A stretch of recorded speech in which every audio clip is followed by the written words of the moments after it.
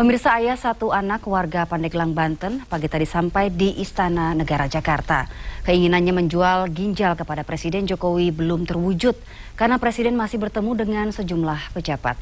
Meski tidak bisa bertemu Presiden, rencananya Direktur Pelayanan BPJS akan menemui ayah penjual ginjal tersebut.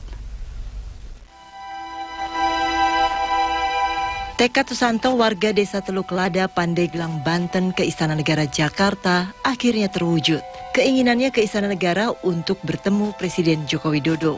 Ia ingin Presiden Jokowi membeli ginjalnya untuk biaya operasi anaknya sebesar 1,2 miliar rupiah. Demi pengobatan putra satu-satunya, ia pun berjalan kaki dari Pandeglang, Banten ke Jakarta. Saya mau jual ginjal saya buat biaya operasi anak saya. Sana mau jual kemana? Kalau sama orang tani nggak mungkin Presiden bisa. Adrian putra Susanto berusia 5 tahun, kini kondisinya sangat memprihatinkan. Ditinggal ayahnya ke Jakarta selama 4 hari, Adrian seringkali menangis. Terdapat uang, bekerja dulu. Oleh dokter, Adrian divonis mengidap penyakit hepatitis B atau gangguan pada hati dan varises pada ususnya. Kondisi tubuh Adrian terus menurun dan akhirnya mengidap gizi buruk karena orang tuanya tidak mampu memenuhi kebutuhan gizinya. Ayahnya yang berprofesi sebagai buruh tani hanya memiliki penghasilan Rp30.000 per harinya, sementara sang ibu merantau sebagai TKI.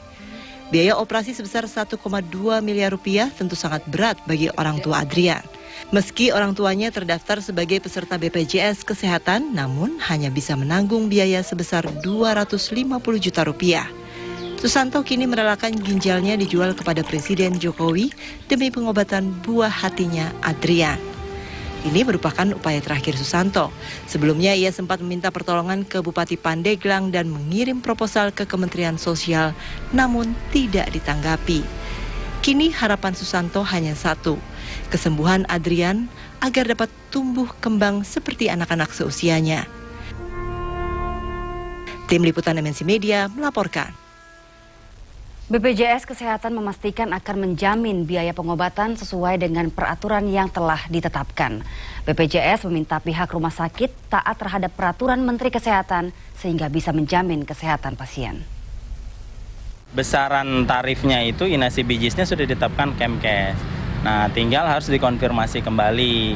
Itu biaya yang menetapkan siapa, kenapa sekian. Kalau itu rumah sakit yang sudah kerjasama dengan BPJS Kesehatan, maka wajib bagi rumah sakit itu mengikuti aturan yang ada.